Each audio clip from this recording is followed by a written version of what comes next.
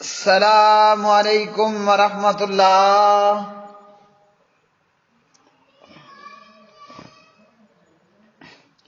ترجمہ تفسیر القرآن الکریم،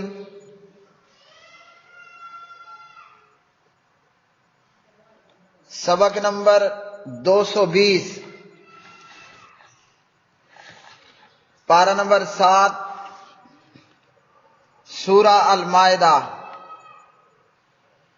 آیت 93۔ اعوذ باللہ من الشیطان الرجیم۔ یا ایہا الذین آمنوا انما الخمر والمیسر والانصاب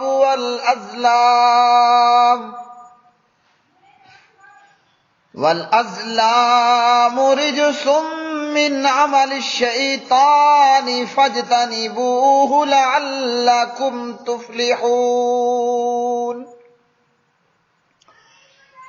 انما يريد الشيطان ان يوقع بينكم العداوة والبغضاء في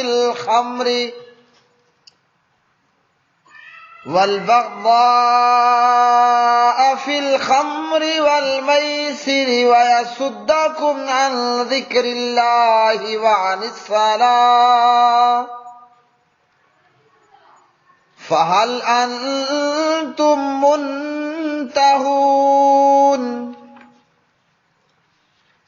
وأطيعوا الله وأطيعوا الرسول واحذروا فإن توليتم فاعلموا أنما على رسولنا البلاغ المبين۔ ليس على الذين آمنوا وعملوا الصالحات جناح فيما طعموا إذا ما اتقوا وآمنوا وعملوا الصالحات ثم اتقوا وآمنوا ثم اتقوا وأحسنوا واللہ یحب المحسنین۔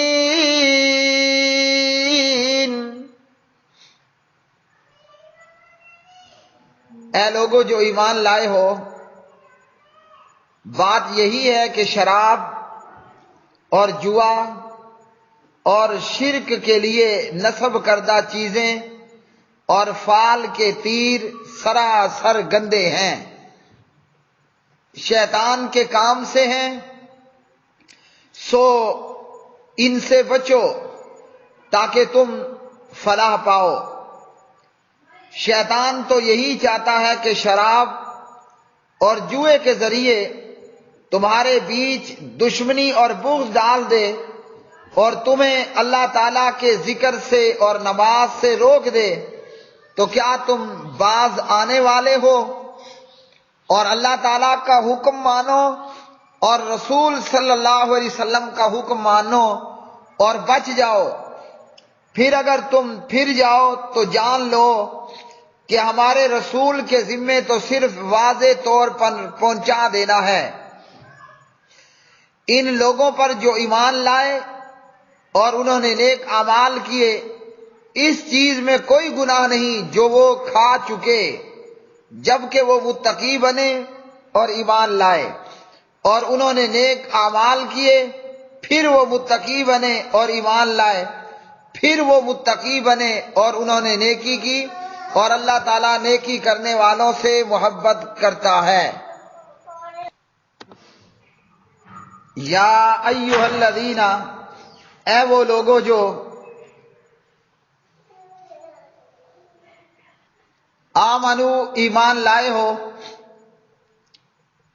انما یقیناً الخمر شراب، والمیسر اور جوا، والانصاب اور بت، والازلام اور فال نکالنے کے تیر، رجسن ناپاک ہیں، من عمل الشیطان شیطان کے عمل سے ہیں، فاجتنبوہ لہذا تم بچو اس سے، لعلکم تاکہ تم تفلحون فلاح پاؤ، انما یقیناً یرید چاہتا ہے الشیطان شیطان ان یوقع یہ کہ ڈال دے بینکم تمہارے درمیان العداوت عداوت دشمنی، والبغضاء اور بغض، فی الخمر شراب کے ذریعے سے، والمیسر اور جوئے یعنی جوئے کے ذریعے سے، ویصدکم اور روک دے تمہیں عن ذکر اللہ اللہ تعالیٰ کے ذکر سے، وعن الصلاۃ اور نماز سے، فہل تو کیا، انتم تم منتہون باز آتے ہو، واطیعوا اللہ اور تم اطاعت کرو اللہ تعالیٰ کی، واطیعوا اور اطاعت کرو الرسول رسول صلی اللہ علیہ وسلم کی، واحذروا اور تم ڈرو، فإن پھر اگر تولیتم تم پھر جاؤ، فاعلموا تو جان لو، انما علی رسولنا کہ ہمارے رسول پر تو صرف البلاغ پہنچا دینا ہے، المبین کھول کر، لیسا نہیں ہے علی الذین ان لوگوں پر جو آمنوا ایمان لائے، وعملوا اور عمل کیے، الصالحات نیک، جناح کوئی گناہ، فیما اس چیز میں جو طعموا وہ کھا چکے، اذا ما جب اتقوا وہ ڈر جائیں، وآمنوا اور ایمان لے آئیں، وعملوا اور عمل کریں الصالحات نیک، ثم پھر اتقوا وہ تقوی اختیار کریں، وآمنوا اور ایمان لائیں، ثم پھر اتقوا وہ تقوی اختیار کریں، وَأَحْسَنُوا اور نیکی کریں، واللہ اور اللہ تعالیٰ یحب محبت کرتا ہے المحسنین نیکی کرنے والوں سے۔ پیارے بھائیوں اور میری بہنوں، آج کے یہ سبق، یہ آیات بینات، اللہ رب العالمین نے ان آیات میں شراب، جوا، بت، فال کے تیر، ان سب کو شیطانی کام کہا، اور شیطانی کام حرام ہے، اور حرام کاموں کا ارتکاب نہیں کرنا، حرام کاموں سے اجتناب کرنا ہے، بچنا ہے، چھوڑ دینا ہے، حرام کاموں کے قریب تک نہیں جانا۔ تو یہاں پر شراب کے متعلق یہ تیسرا حکم نازل ہوا۔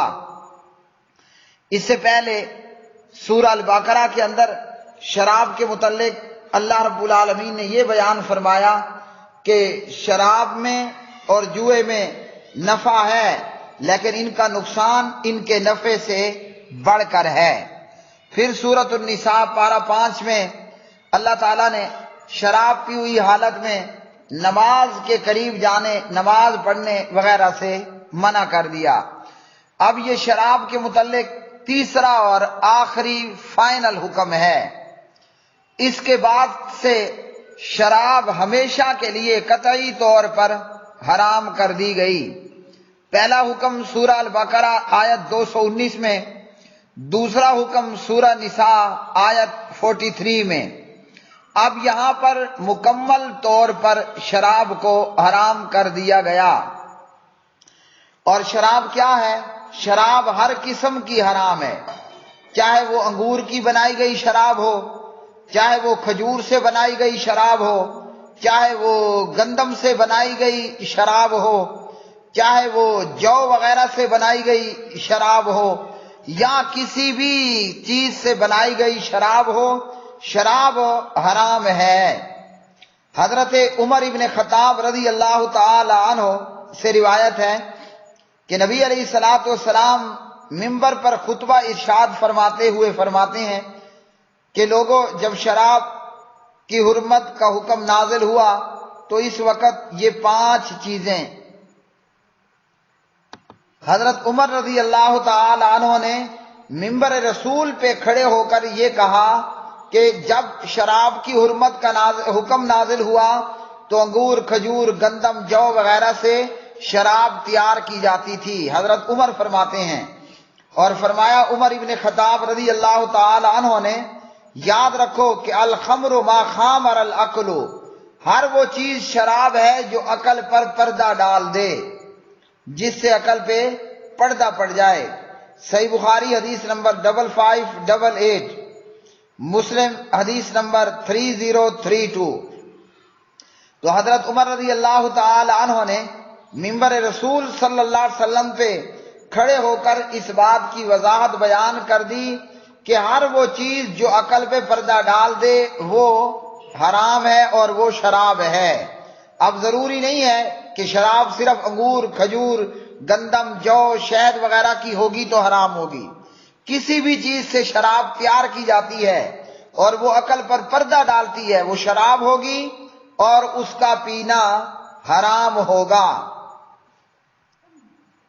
اور اسی طرح حضرت عمر رضی اللہ تعالی عنہ کے فرزند جناب حضرت عبداللہ ابن عمر رضی اللہ تعالی عنہما کی روایت صحیح مسلم میں حدیث نمبر 2003 کے اندر کتاب الاشربہ، ابن عمر فرماتے ہیں کہ میں نے نبی علیہ السلام کو فرماتے ہوئے سنا، آپ صلی اللہ علیہ وسلم نے فرمایا کل مسکرن خمر وکل مسکرن حرام ومن شرب الخمر فمات وهو يدمنها لم يتب لم يشربها فی الآخرہ۔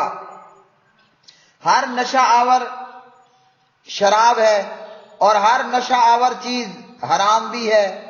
جو شخص ہمیشہ شراب پیتے ہوئے مر گیا، یعنی دنیا میں وہ شرابی تھا، شراب پیتے ہوئے مر گیا اور اس نے توبہ نہ کی تو وہ اسے آخرت میں نہیں پیے گا۔ تو اس سے بھی معلوم ہوا کہ شراب حرام ہے۔ اور ایک اور حدیث نافع سے، اور انہوں نے حضرت ابن عمر سے روایت کیا، امام شافعی فرماتے ہیں کہ ہمیں امام مالک نے حضرت نافع سے اور انہوں نے ابن عمر سے یہ روایت بیان کی، نبی علیہ الصلوۃ والسلام نے فرمایا من شرب الخمر فی الدنیا ثم لم یتب منها حرمها فی الآخرہ، جو شخص دنیا میں شراب پیے پھر توبہ نہ کرے وہ آخرت میں اس سے محروم ہوگا۔ یہاں یاد رکھیے کہ اللہ تعالیٰ اہل جنت کو جنت میں شراب بھی دیں گے، یعنی اہل جنت کو جنت میں شراب بھی دی جائے گی، اور وہ ایسی شراب ہوگی کہ جس سے نہ عقل میں فطور آئے گا نہ دماغ کے اندر کسی قسم کی کوئی خرابی پیدا ہوگی۔ یسقون من رحیق مختوم، انہیں مہر لگی خالص شراب پلائی جائے گی۔ اہل جنت کو جنت میں شراب بھی دی جائے گی اور وہ خالص شراب ہوگی، مہر لگی ہوگی، جس سے عقل و دانش کے اندر دماغ میں کوئی خرابی نہیں ہوگی، نہ طبیعت کے اندر شیطانیت پیدا ہوگی۔ جبکہ دنیا میں جب کوئی شراب پیتا ہے تو اس کا دماغ خراب ہو جاتا ہے اور اس کے اندر شیطانیت پیدا ہو جاتی ہے، پھر باپ اور بیٹا، ماں اور بیٹا، بھائی اور بہن، اس کی تمیز نہیں رہتی۔ حضرت سعد بن ابی وقاص رضی اللہ تعالی عنہ راوی ہیں، کہتے ہیں کہ میں انصار اور مہاجرین کے کچھ لوگوں کے دوستوں کے پاس آیا، انہوں نے کہا کہ آؤ چلو شراب پیتے ہیں اور کچھ کھاتے پیتے ہیں، اور یہ واقعہ شراب کی حرمت سے پہلے کا ہے۔ سعد بن ابی وقاص کہتے ہیں کہ ہم ایک باغ میں گئے، وہاں اونٹنی کی بھنی ہوئی سری اور شراب کا ایک مشکیزہ تھا، اونٹنی کی بھنی سری کھائی، شراب پی، اتنے میں مہاجرین و انصار کا ذکر چھڑ گیا۔ تو کہتے ہیں کہ میں نے کہا کہ مہاجرین انصار سے بہتر ہیں۔ ایک آدمی نے سری کا ایک جبڑا پکڑا اور مجھے پکڑ کر دے مارا، جس سے میری ناک زخمی ہو گئی۔ کہتے ہیں میں نبی علیہ السلام کے پاس آیا اور آپ کو جب یہ بات بتائی تو اللہ تعالیٰ نے شراب کے متعلق یہ آیت نازل کر دی، یعنی یہ موجود تلاوت شدہ آیت مبارکہ۔ صحیح مسلم حدیث نمبر 1748۔ تو اس سے کیا معلوم ہوا کہ شراب پینے سے بندے کی عقل، بندے کا دماغ جاتا رہتا ہے اور بھائی بھائی آپس میں لڑنا شروع کر دیتے ہیں۔ صحابہ کرام کون تھے؟ رحماء بینہم، آپس میں بڑے ہی پیار و محبت، کھیر و شکر بن کر رہنے والے، لیکن شراب کی وجہ سے ایک نے دوسرے پر حملہ کر دیا تو اللہ تعالیٰ نے شراب کو حرام قرار دے دیا۔ اب اللہ رب العالمین نے شراب اور جوئے اور ان چیزوں کو حرام کیا، تو یہ شراب کیوں حرام ہے؟ یہ ام الخبائث ہے، خبائثات کی ماں ہے۔ یہ شراب کیوں حرام ہے؟ کہ یہ رجس ہے، گندی چیز ہے۔ یہ شراب کیوں حرام ہے؟ اس لیے کہ یہ شیطان کا عمل ہے، اور اللہ نے اس سے منع کر دیا۔ فَاجْتَنِبُوهُ کا صیغہ لایا کہ اب اس سے اجتناب کرنا ہے اور اس سے بچنا ضروری اور فرض ہے، مطلب شراب کا پینا آج کے بعد حرام ہے۔ اور پھر فرمایا کہ تاکہ تم کامیاب ہو جاؤ، تاکہ تم فلاح پا جاؤ۔ ہر بندہ چاہتا ہے میں کامیاب ہو جاؤں، جب شراب پیے گا تو یہ شراب پینا کامیابی کے خلاف ہے، اور جب کامیابی چاہیے تو پھر شراب نہیں پیے گا۔ اس لیے فرمایا کہ شراب کو چھوڑ دو۔ شیطان شراب اور ان چیزوں کے ذریعے مومنوں کے اور لوگوں کے درمیان میں عداوت اور بغض ڈالتا ہے، اور عداوت اور بغض پیدا کرنے والا ہر عمل حرام ہے، اور اسی سے وہ اللہ کے ذکر اور نماز سے بھی روکتا ہے۔ تو اس لیے جب نماز پڑھنی ہے، جب ذکر اللہ کرنا ہے تو پھر شراب نہیں پینی۔ پھر اللہ نے بطور استفہام پوچھا کہ کیا تم باز آنے والے ہو؟ یہ صورت بھی اس لیے ہے کہ اب یہ حرام ہو گئی ہے، لہذا اس کو چھوڑ دو۔ جب یہ آیتیں نازل ہوئیں تو پیارے نبی صلی اللہ علیہ وسلم کے پیارے صحابہ رضوان اللہ علیہ مجمعین نے کہا انتہینا انتہینا، ہم باز آ گئے، ہم باز آ گئے، یعنی آج کے بعد شراب نہیں پیئیں گے۔ ان آیات کے نزول کے بعد صورتحال کچھ یہ تھی کہ حضرات صحابہ کرام رضوان اللہ علیہ مجمعین نے شراب کے مٹکے توڑ دیے، اور شراب گلیوں میں بہنے لگی، اور شراب ہمیشہ کے لیے چھوڑ دی گئی۔ لیکن کچھ نالائق اور کچھ قرآن و سنت سے دور دانشوری کے نام پر جہالت کا ارتکاب کرنے والے لوگ اب بھی کفار کے نمائندے بن کر کہتے ہیں او جی قرآن میں شراب کہاں حرام ہے؟ ہم مسلمان ہیں اور ہمارا دین اسلام ہے، ہم شریعت محمدیہ صلی اللہ علیہ وسلم کے پابند ہیں، اور شریعت صرف قرآن کا نام نہیں ہے، قرآن اور حدیث کے مجموعے کا نام شریعت محمدیہ ہے۔ اور نبی علیہ الصلوۃ والسلام اور صحابہ کے قول و فعل اور عمل سے یہ اور قرآن کی آیتوں سے ان مجموعے کو ملا کر بنتا ہے کہ شراب حرام ہے، اور اللہ کے قرآن نے بھی فَاجْتَنِبُوهُ کہہ کر حکم دیا ہے کہ اب شراب سے بچنا فرض ہے اور اس کا پینا حرام ٹھہرا۔ عبداللہ ابن عمر رضی اللہ تعالی عنہ کی ایک روایت، اس روایت میں نبی علیہ الصلوۃ والسلام فرماتے ہیں لعنت الخمر علی 10 وجوہ، فرمایا شراب پر 10 وجہوں سے لعنت ہے، شراب کے اوپر 10 ریزن ہیں جس کی وجہ سے لعنت ہے۔ نمبر 1 یہ کہ شراب خود بعینہ ہی ملعون ہے، اور اس کا پینے والا، اس کا پلانے والا، اس کا بیچنے والا، اس کا خریدنے والا، اس کا نچوڑنے والا، جس کے لیے نچوڑی جائے، اور شراب کا اٹھانے والا، اور جس کی طرف اسے اٹھا کر لے جایا جائے، اور اس کی قیمت کھانے والا، سب کے سب ملعون ہیں۔ یہ حدیث مسند امام احمد میں اور سنن ابی داود کتاب الاشربہ میں 3674 پر، اور ابن ماجہ کتاب الاشربہ میں 3380 پر، اور ابو داود وغیرہ کی روایات کے متعلق علامہ محمد ناصر الدین البانی رحمہ اللہ فرماتے ہیں کہ روایت صحیح ہے۔ تو کیا پتہ چلا؟ شراب خود لعنتی ہے۔ شراب کا پینے پلانے والا، بیچنے خریدنے والا، نچوڑنے والا، اٹھانے والا اور اس کی قیمت کمائی کھانے والا، فرمایا یہ سب کے سب لعنتی ہیں۔ تو لعنت والے کام حلال ہوتے ہیں کہ حرام ہوتے ہیں؟ جن کاموں کی وجہ سے لعنت پڑے وہ حلال کام ہوتا ہے کہ حرام کام ہوتا ہے؟ ہر بندہ جانتا ہے جس کام کی وجہ سے، جس کام کے کارن لعنت پڑ جائے تو وہ کام حرام ہے، اور جس کام پہ لعنت ہو وہ کام بھی لعنت، جس کام کا کرنے والا لعنتی بن جائے وہ کام بھی حرام۔ تو جب یہ لعنت ہے تو اس کا پینا، بیچنا، خریدنا، نچوڑنا، اٹھانا، اس کا کاروبار کرنا، یہ سب کیا ٹھہرے گا؟ یہ سب لعنتی کام ہیں، اور یہ لعنتی کام حرام کے کام ہیں۔ اور پھر اللہ رب العالمین نے فرمایا اللہ تعالیٰ کی اطاعت کرو اور اس کے رسول صلی اللہ علیہ وسلم کی اطاعت کرو، یعنی قرآن و سنت کی پیروی کرو۔